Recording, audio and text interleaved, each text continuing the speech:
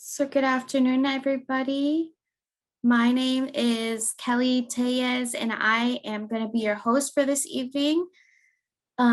Just really quickly, I'm going to say it in English and Spanish. If you need interpretation for Spanish, please click a button that says at the bottom interpretation, and please click Spanish, and you will then hear the presentation in Spanish. Si hay alguien entre nosotros que le gustaría escuchar esta presentación en español, haga clic en el botón que dice interpretación o en inglés interpretation y elija español o Spanish. Debería estar en inglés. Y si estás en el teléfono, haga clic en el parte inferior abajo de la pantalla que tiene 3 puntitos y luego haga clic en el botón que dice más o more y habrá un botón que también dice interpretación o interpretation y deberías escuchar esta presentación en español. Y si tienes unos problemas, por favor, díganos y te podemos ayudar con eso. Okay. So again, my name is Kelly Tellez, and I am the Parent University Site Coordinator for our Bronzeville Parent University that serves Network 9. I am going to share my screen, so if you could give me 1 minute. So welcome to the face-to-face virtual classroom. Our sessions are designed with you in mind to support you and your child's learning trends, to offer a variety of programs that help to build your knowledge and growth around various topics. We offer weekly classes, which are hosted live, recorded, and then uploaded to our CPS YouTube channel for future reference. We hope you enjoyed today's session entitled Nursing Overview, which will focus on the importance of nursing at CPS and how nurses help to promote the whole child. And there will be information shared that define nursing classification and nursing roles within CPS, as well as the license and state requirements for nursing within CPS. So as our district continues to navigate through challenging times, we want our families and students to know that we're here to support them. And so one way to do that, the Department of Family and Community Engagement and Education, or Phase 2, has launched a series of virtual workshops to help families build their strengths.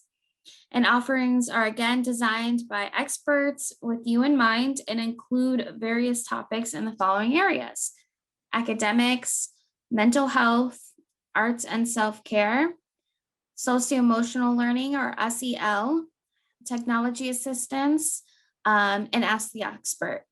And if you would like to register to be on our mailing list, please register at bit.ly/faceparent, and that link will be dropped in the chat. So the session will be recorded. We want to share this knowledge with parents who are unable to attend today. If you do not consent to be part of the recording, you may end the video call now and wait until the session is available on YouTube at bit.ly/faceyoutube. And that link will also be dropped in the chat. If you stay, we assume you consent to the recording, and we will inform you when we start and stop the recording. We have started the recording at this time, and we also tell you when we've stopped the recording. So don't miss our future sessions. We have ones all this week. We have one on the 6th tomorrow that is titled Buying Rich and Healthy with Erie House. It's the third of a 3-part series, and that session is in Spanish. We have that same day at 4 o'clock, we have bullying prevention with bullying prevention awareness. And then on April 7th at 3 o'clock, we have Read Up to Build Up, Building a Reading Community. And that is also part of a series. That one is going to be held in Spanish, but we do have an English session immediately following that, which will be held at 4 o'clock. And then on April 8th at 4 o'clock, we have Ask the Expert about whole school safety, and that is going to be bilingual. For more information, please email title1@cps.edu or reach out to Norma Celedon at nceledon@cps.edu or 773-255-9623. And please register for future sessions, again, at bit.ly/faceparent. And of course, please tell us how you like today's session. Your opinion and your feedback is invaluable, and you can do so by going to tinyurl.com/face-to-face survey, and that link will also be dropped in the chat. And again, for more information on future programming, please visit our website at cps.parentu.org. And again, thanks for attending today's session. And we are going to give a warm welcome to Trishanda Green Shelton, your presenter for today. I'm going to read a little bit about her. So Trishanda Green Shelton is the Director of School Nursing for CPS. She oversees the clinical and operational performance of CPS's nursing unit.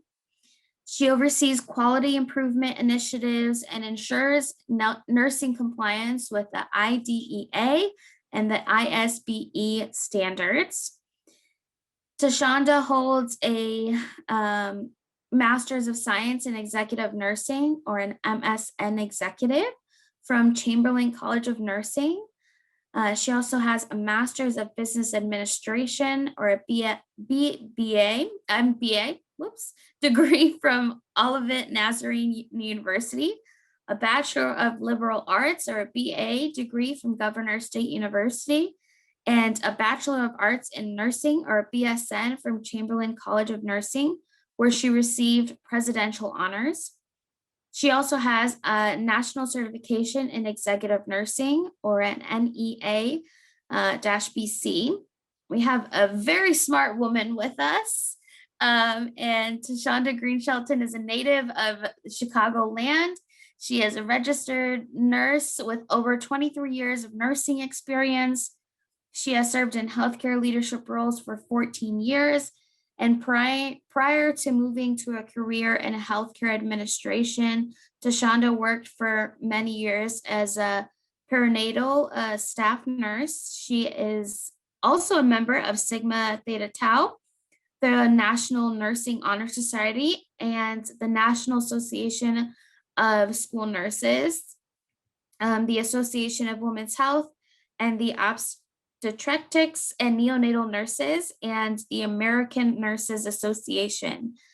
So please give a warm welcome to Trishanda Green Shelton, and I'll let you take over. Thank you, Kelly.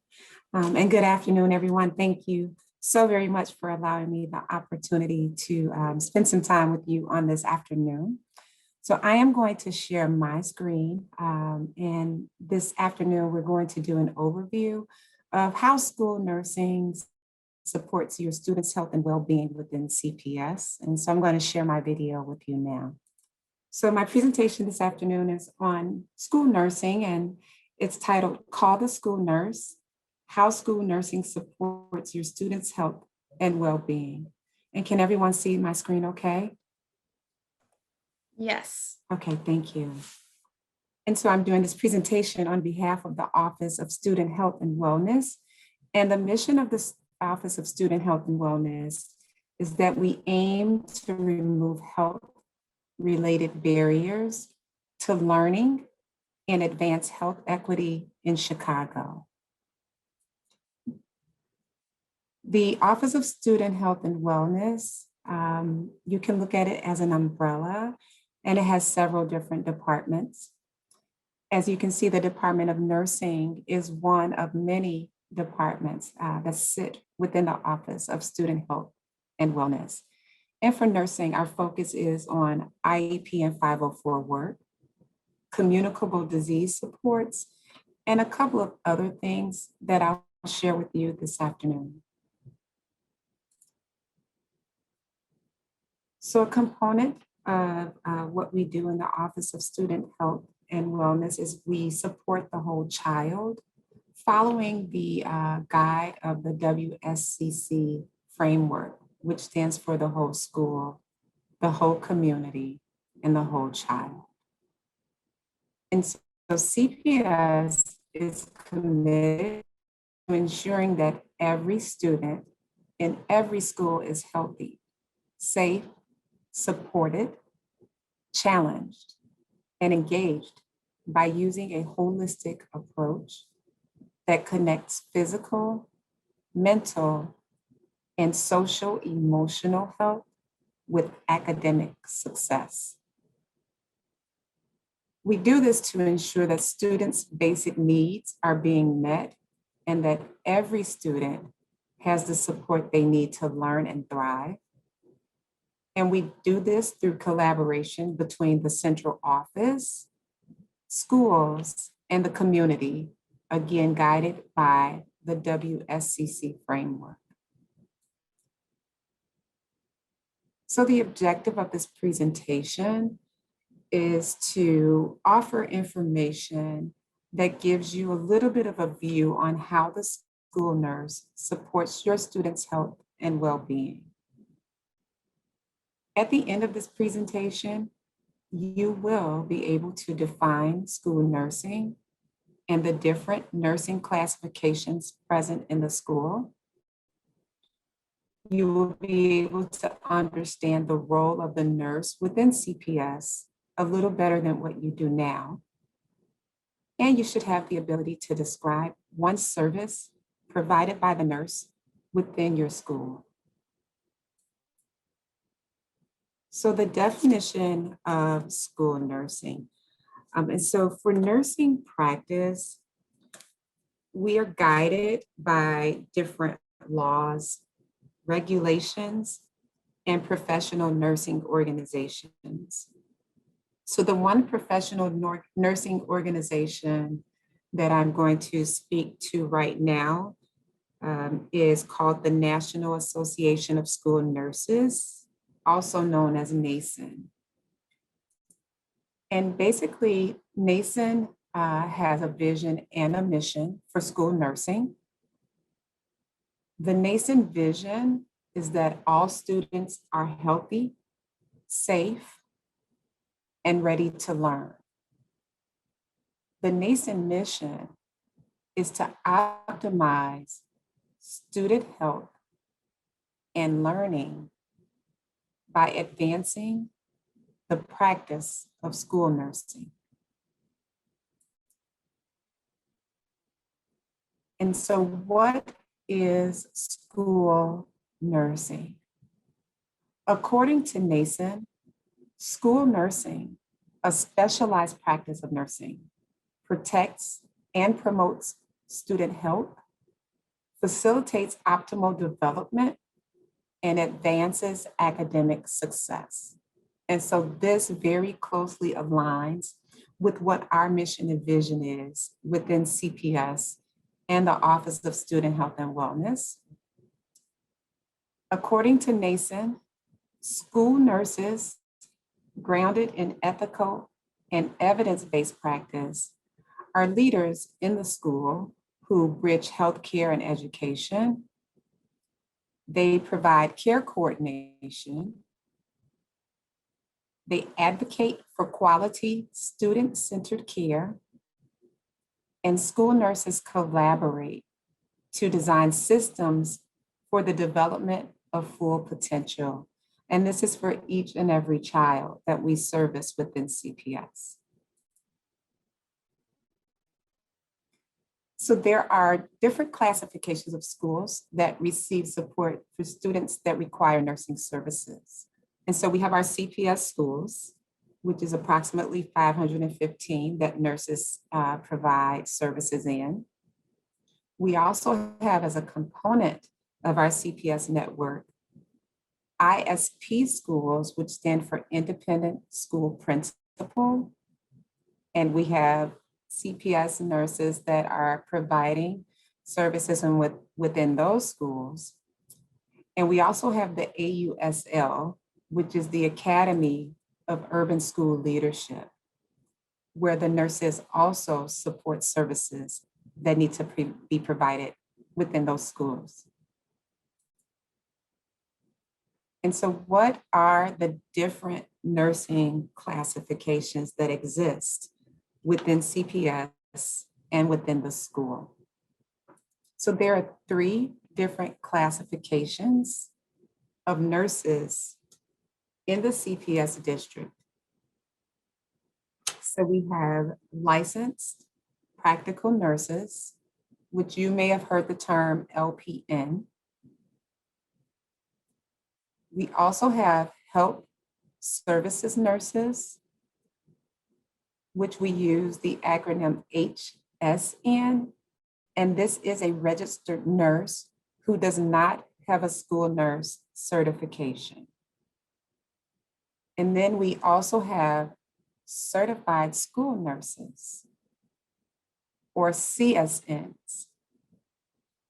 And these are registered nurses with school nurse certifications. And so you may say, well, what's the difference between these 3 classifications of nurses? And so for our LPNs can perform certain nursing duties under the direction and supervision of a registered nurse. Our health services nurses, which are registered nurses, they can delegate tasks to LPNs and other unlicensed assistive personnel. So that simply means that we may have other individuals in the school that we have trained to give certain medications to children in the absence of a nurse. And there are laws that guide what medications you can actually teach others to give within a school or public health setting. And then we have our certified school nurse, who is a registered nurse. But what's different between the certified school nurse and the health services nurse is that our certified school nurses, according to Illinois law, are the only nurses who can actually write the IEP and 504 plans for the students within the school. Our certified school nurses also have oversight of our health services nurses, as well as our licensed practical nurses within the school settings.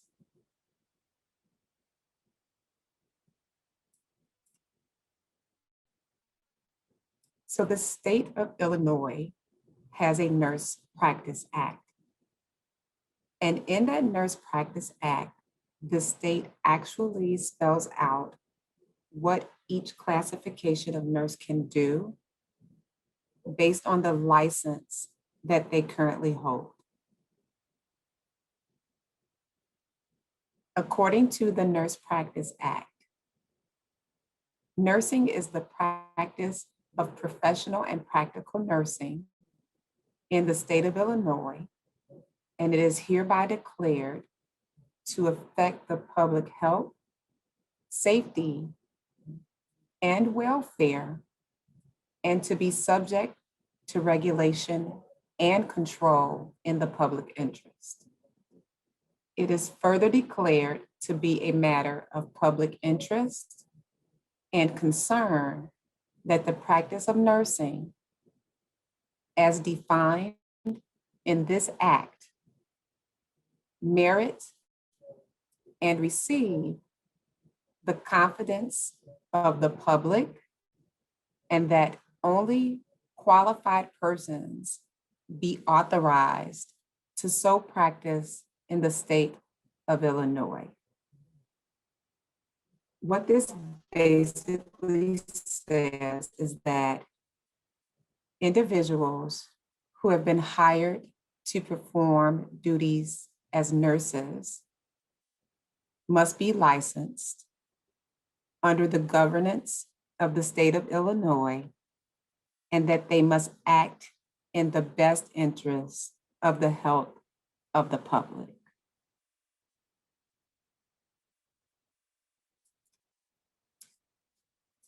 The Illinois Nurse Practice Act also spells out what each classification of nurse can do, and they list it as scope of practice.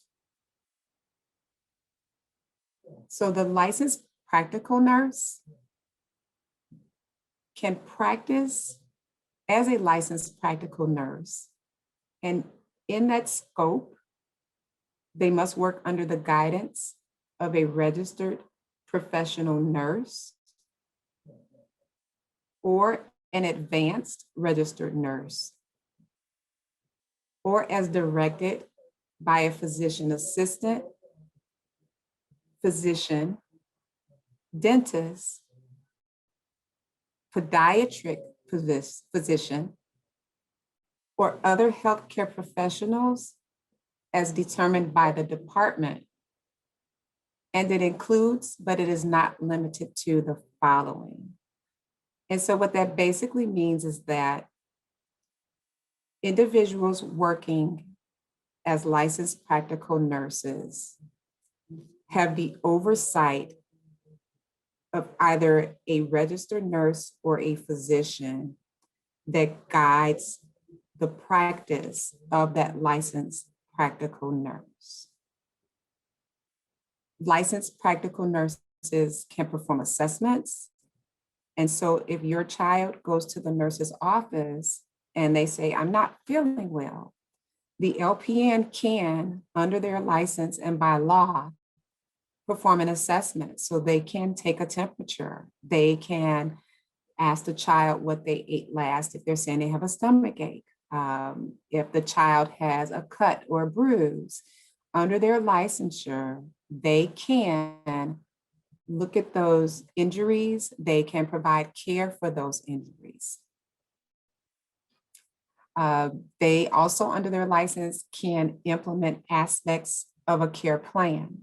So for some children who have IEPs and 504s, they may have conditions like diabetes that would require the nurses to then implement a plan of care. Once the registered nurse has implemented the plan of care, the licensed practical nurse can then carry out the tasks that are listed in that plan of care. For example, if the child has diabetes, the care plan would include something like take the child's blood sugar before lunch. The licensed practical nurse can then take the blood sugar before the child eats lunch. The licensed practical nurse can also give medications where required, as long as it is in the plan of care, or as long as there is a physician order to deliver that medication. The licensed practical nurse can serve as an advocate for the patient and the family. They will do this by communicating and collaborating with others. And so if there's a question about the treatment for the child, the licensed practical nurse can call the parents or the physician to clarify if there is a question about the treatment that is in the plan of care.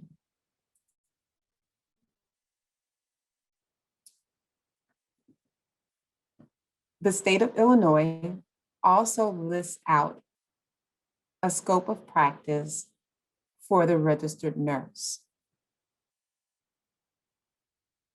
The RN scope of nursing practice is the protection, promotion, and optimization of health and abilities,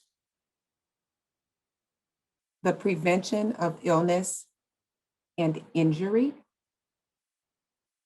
the development and implementation of the nursing plan of care, the facilitation of nursing interventions to alleviate suffering, care coordination, and advocacy in the care of individuals, families, groups, communities, and populations.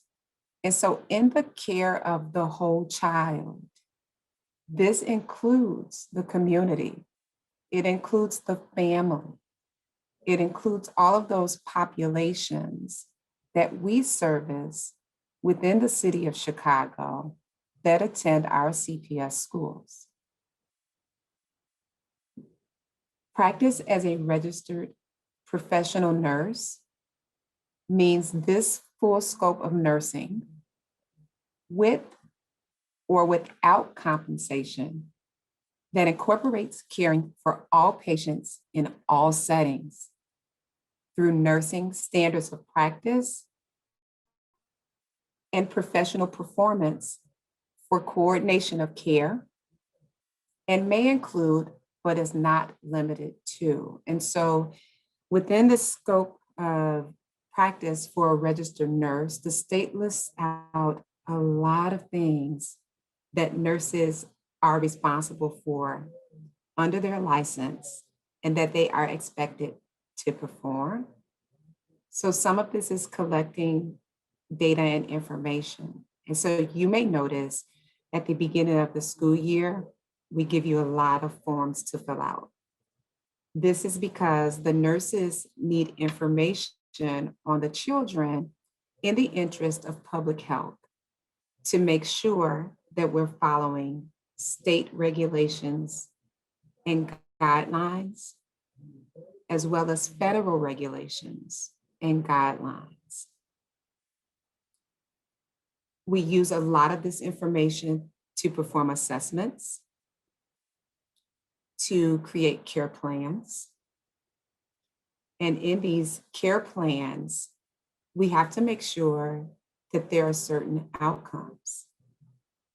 For example, a child with diabetes may have a care plan that includes teaching the child how to take their own blood sugar, teaching the child about diabetes, teaching the child about nutrition while they're caring for themselves when they have diabetes.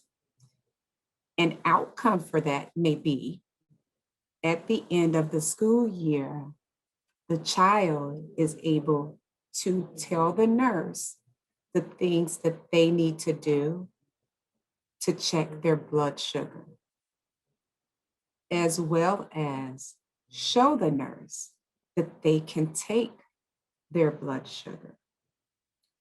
So not only do the nurses plan for care, they have to put actions into place that will also give outcomes. And so these are things that are not only expected because we want to provide the best care for the children, they are actually things that are guided by our state licensure. Some of the other things that the nurses are expected to do under their license is delegating interventions, providing health education and counseling. And so as parents, you may notice that the nurse may actually do some teaching or may have a conversation with the family about the health of the child, but also the health of the family. The nurse may give information for community resources. All of this is included in the education and counseling that we are required to do as registered nurses. And so not only does the state of Illinois spell out what we must do under our nursing licenses, it also tells us what standards there are if we are now certified as a school nurse. And so according to the Illinois standards for the school nurse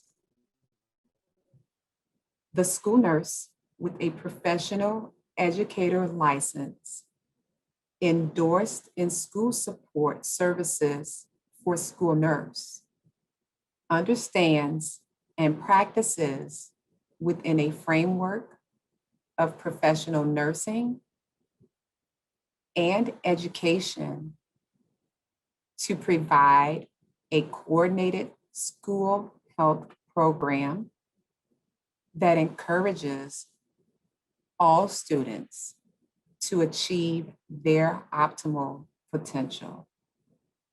And so the certification adds some extra responsibility to us as nurses delivering services within school.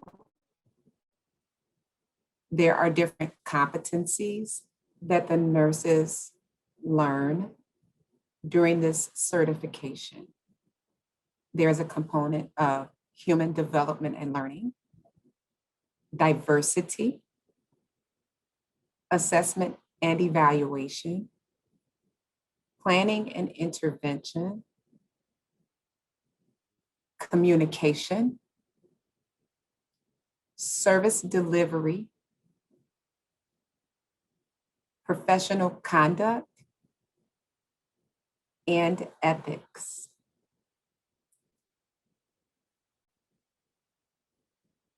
So because of this specialized training, school nurses are the professional entity that collaborate with the social workers, with the counselors, with speech, with occupational health. They collaborate in writing and creating individual education plans and 504 plans for our students with diverse learning needs.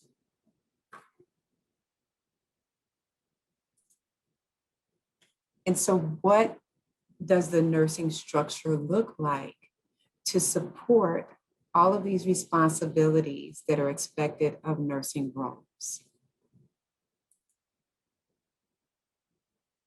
So CPS's nursing unit falls under the umbrella of the Office of Student Health and Wellness, as well as the Office of Diverse Learners Support and Services. The unit is led by a director of nursing and 4 nurse managers, as well as 17 nurse leads. And so this is an overview of what the nursing organizational structure looks like at this moment. Now, there are multiple nurses that fall underneath this organization, but this current structure is a sample of the nursing leadership that is structured to support the nurses so that the nurses can support the students, the families, and the community in the work that they perform.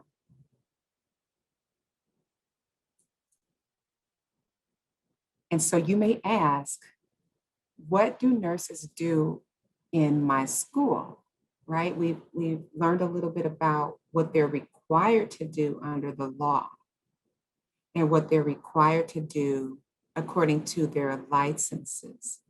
But what do they actually do in my school? And so school nurses perform multiple tasks and duties within their assigned schools. They are care coordinators who work to assure that the whole health of the child is being addressed. Now, how do they do that? So here is a breakdown of what the duties the nurses perform in the school look like. So here we have direct services. Direct services include, but they're not limited to, administering G-tube feedings to students within schools, tracheostomy suctioning to students within schools, management of students with diabetes within school. They also perform what we call indirect services. And these services include, but are not limited to, providing support and guidance to students with diabetes that can provide self-care. And so we do have some students that can manage their conditions. They just kind of need a little bit of oversight. And so some of those indirect services are performed by the nurses in the school. The nurses in the schools promote public health and provide oversight of infectious disease monitoring. And so we assure that compliance with immunizations, school physicals, that they're all in alignment with what we are required to have by the CDC and the Chicago Department of Public Health. And so when you get those emails or those forms at the beginning of the year saying, hey, we need your immunizations, or did your child have a physical? It is because we are governed to make sure that we are abiding by public health policy and assuring that we have oversight of infectious disease within the school setting. The other thing that nurses do in the school, we support the student body, families, and communities. So school nurses form relationships with students, families, and community organizations, as well as primary and specialty care providers. And they do all of this through phone calls, through emails, because the nurses understand that in order for us to support the whole child, these external relationships must be formed as well. So how do I contact my school nurse? So you can go about this several different ways. You can call your school's main line and ask to be connected to the nurse. You can send an email to odlssnursing@cps.edu. Be sure to put the name of your child's school in the subject line. That helps us make sure that the email gets to the right nursing personnel. You can also call our hotline, 773-553-KIDS, which is 553-5437. You can request that messages be sent to the nurse or nurse manager that is assigned to your school. We make sure that someone follows up with you within 48 hours if it's not urgent.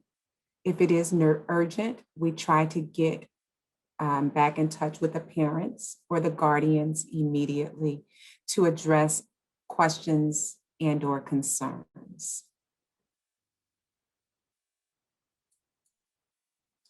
Are there any questions? And I'm going to stop sharing my screen at this moment.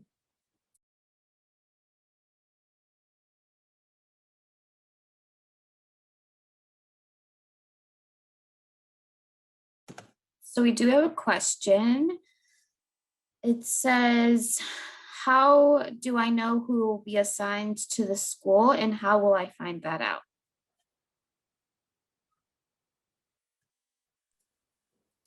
So what we are working on for next school year is a method where we have a listing of the nurses and the schools they support within the networks that they work in. And we're looking for a method to get that out to all of the parents. If right now you need to know what nurse is supporting your current school, please send an email to the email address that I shared, and we can get that information to you.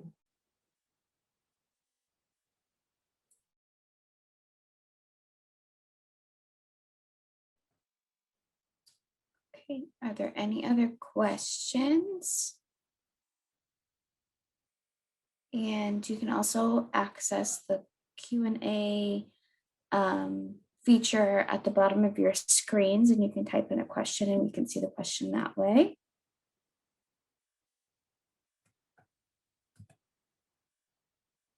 If not, I have a question. So we talked about the whole child, and so can you give us an example about how health or mental health can impact the academics of a child? And then if you wouldn't mind sharing how you would respond to helping that child. Yes. So health, and specifically mental health, impacts a child's learning in several different ways. What you'll find is when a child is not healthy physically or mentally, their focus is not on school.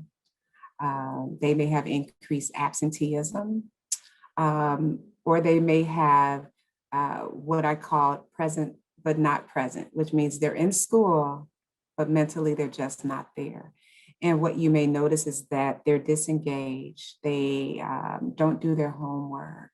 They don't really participate. And that's because they have several other things that are going on with them. And so from a nursing perspective, performing those assessments, right, asking the right questions with the tools that we have, we are able to then identify something that may be going on with the children. And then we have the ability as care coordinators to then make referrals to get the children the assistance they need. And sometimes you may find that it's something as simple as the family just really needed to be connected to a care provider. Or it may be something that's a little bit more in depth where we have to involve the social workers and the counselors, because it may be an undiagnosed mental disorder that the nurses may pick up on during their assessment. And so what we would do is we assess, we make referrals and coordinate care so that the child then gets the help that they need. What you find is once you connect them to care, then the focus is now back on school, right? The absenteeism starts to get better. They're now attending school because they're feeling better. They're feeling better because you've connected them to care. And so it's kind of a big circle, right? It all feeds into each other. If they're not well, they're not at school. If they're not school, they can't learn. And so some of what we're implementing is nurses following up on absenteeism rates as well. Because if we have children that are absent for a certain period of days, we want to reach out to their family to make sure that it's not anything health related. And if it is, how can we assist in getting the care that they need to get the child back in school so that the focus is now on learning and getting them right, getting them back on the right educational path. Great, thank you. So we do have another question. And I guess it's more of a comment. So they're saying it would be great to see the nurses follow up on the nutrition of the children, both inside and outside, and to teach them how to read product labels and how they can start learning about their health and nutrition. Do you do that currently? Is it something that, I guess, is that something that can be done?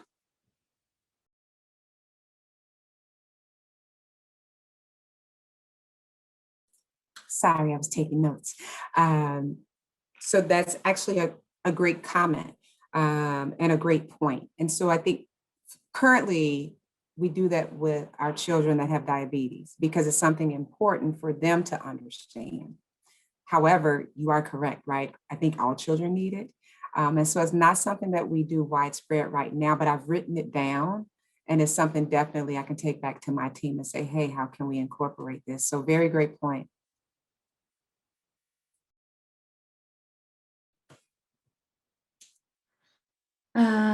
Okay, so we have another question that says, how often will nurses be in the schools, or how often should they be in the schools? So that varies. Right now, what we're working on is hiring a lot of nurses so that within the next 3 years, we have a nurse allocated for every school. Until we get to that staffing level, the amount of time that the nurse is in the school depends on the services that need to be provided within that school right now. And so it will vary for each school based on the service, the direct and indirect care services that need to be provided within those schools.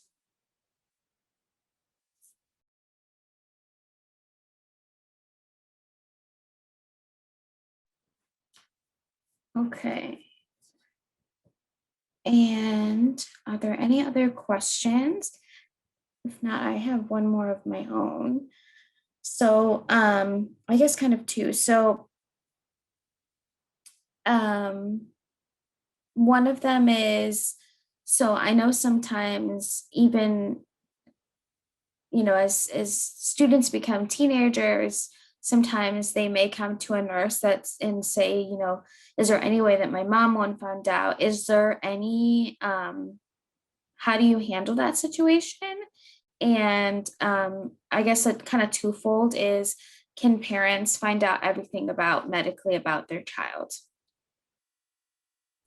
Great question, Kelly. And so there are some things, so at the point of 18, they're essentially, they're an adult, and so no, right? Prior to them getting to that age, there are some things that the law protects for children within school. Some of that is related to like gynecological care and pregnancy and things like that.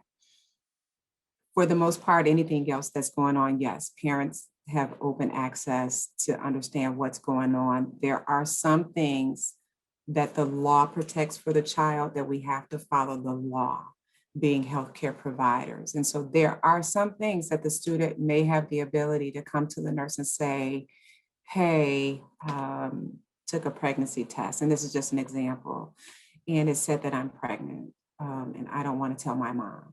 We can't then call and tell because they are now protected. Essentially, once pregnancy is confirmed, they're kind of emancipated minors. And so they get to make their own decisions. And so they can come to us in confidence saying they need help, but we can't then divulge that to the parents. And that's what the law says. Thank you. And I also asked that because I have a teenager of my own, and I know that she wants her independence, and I try to keep my hands off as much as I can, but I'm still a mom. I'm the same way, and I have teenage boys. And so you know about how much they talk, right? They Yes. don't.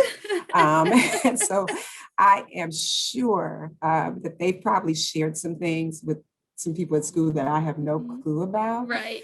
But what I would encourage parents to do, what is really, really important to do, is to develop a relationship with your children where you have a dialogue with them that is really open and honest and non-judgmental. Because what I find is that children seek comfort where they feel they won't be judged or they won't get in trouble. And so for most of the time, they're going to their friends. And I don't know about their friends, but I know my friends gave me all the wrong answers in high school, right? And so, um, I try to encourage parents, and I learned this the hard way myself, is you have to develop that relationship with your child where they feel comfortable enough to come to you about anything, understanding that you won't hit the ceiling, maybe in their presence. You won't, right? You'll probably go and close your door and scream a little bit, but that you're open and honest with them and you don't kind of pass judgment because they're going through so much from a hormonal perspective when they're teenagers, right? They're worried about acceptance by their peers and, am I going to get along with this person or that person? And especially when they're getting ready to go to high school. And so now we compile all these other wonderful little hormonal medical things in with that, and they really don't know if they're coming or going. And so if we don't have that relationship built with them, they seek trust and guidance to those that they feel won't pass judgment. And so that's why most of the time they will come to the school nurse or the school principal to kind of talk about what's going on with them from a medical perspective.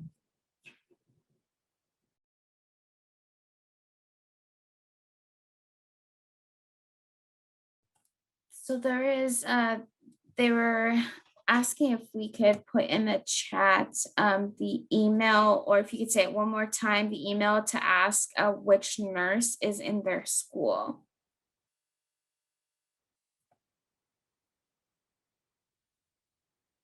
You're on mute. Yeah, we'll work it. I took it off.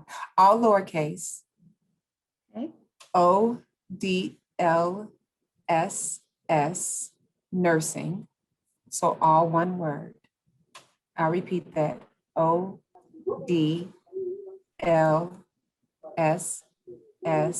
nursing at cps.edu. Put your child's school in the subject line, and then you could just go ahead and put whatever you need in the body of the email, and then we'll be sure to follow up.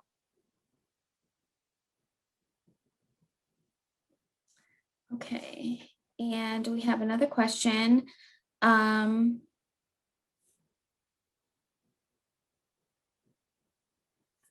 I'm reading it. So it says, how will I know if there's a nurse in my school now that more and more children are going to enter face-to-face classes in case a child is offered to go to the infirmary? So we have care rooms in every school that are monitored by care room attendants. And so I can better answer that if I know what school you're talking about. So if you could send an email. But again, right now, the nurses are assigned to schools based on the care needs within the school. But we do have systems in place and things set up because we do know that more and more students are returning to the schools. And so we do have things in place to assist with the care rooms in the schools for the children that are returning. Okay. So we are coming up on the end of our session.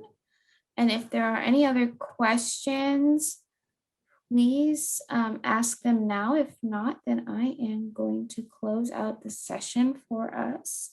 I'm going to allow maybe a minute or so before I close out for us. I don't see any more questions. So we hope that you enjoyed today's session entitled Nursing Overview. Our classes are recorded and can be found on our YouTube channel at tinyurl.com/face2YouTube. And that link will be dropped in the chat. Please visit our website at cpsparentu.org for more information on our virtual programming, and that link will also be dropped in the chat. And please follow us on our social media accounts at CPS Parent U, found on Facebook, Twitter, and Instagram. And sign up to receive news of upcoming workshops at tinyurl.com/faceparent. And with that, we thank the phenomenal Tashonda for joining us today and answering our questions. We have someone commenting in saying that today was very informative. So thank you again. We very much appreciate it. We hope there that are a few more questions. Oh, wait, I see them coming in. Okay. Will they make it mandatory to have a physical for this year or for next year? So physicals are mandated by grade. Is mandated by grade. It's not every year that the children attend school. Okay. And then we have someone who is asking about their daughters or their girls, their hands are very dry because of the hand sanitizer, and they are asking if they can carry some cream with them or not, since the school has some restrictions. So I'm not aware of restrictions for hand cream. Does the school have restrictions on hand cream? I don't know of any. I don't think so. I think that it might vary from school to school. I know the school that I work out of, they do not. They vary. So with that, we can whatever questions are now remaining in the chat or in the Q&A session, we will generate something and send out to you so we can make sure that we answered all your questions. And again, thank you so much for joining us. And I hope you have an amazing evening and that you had an amazing weekend as well. And I hope you have a great week. Thank you so much, everybody, for joining us.